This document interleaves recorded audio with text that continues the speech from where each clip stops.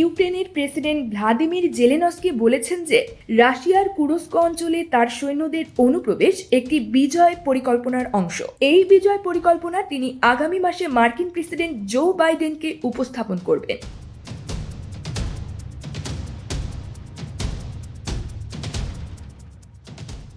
মঙ্গলবার ২৭ আগস্ট একটি ফোরামে বক্তৃতাকালে তিনি একথা বলেন।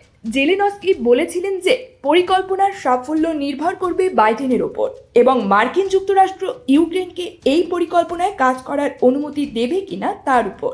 পরিকল্পনাটি কারো কারো কাছে খুব উচ্চাভিলাষী মনে হলেও ইউক্রেনের জন্য একটি গুরুত্বপূর্ণ পরিকল্পনা বলে জানিয়েছেন জেলেনস্কি।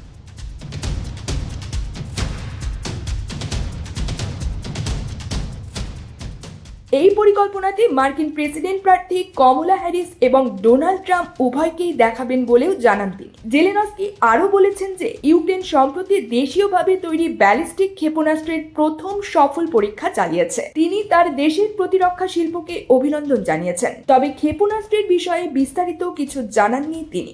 যদিও ইউক্রেন ইতিমধ্যে রাশিয়ার বিরুদ্ধে কিছু ব্যালিস্টিক ক্ষেপণাস্ত্র ব্যবহার করেছে, যা মার্কিন যুক্তরাষ্ট্র দ্বারা সরবরাহ করা হয়েছিল।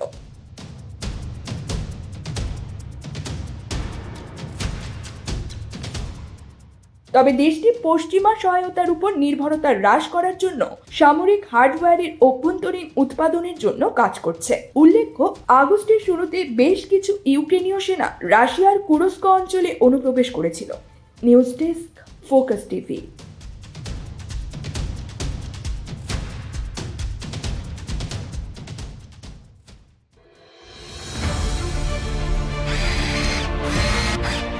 আলোতে থাকুন, ফোকাসে থাকুন, হাত রাখুন প্রজন্মের হাতে।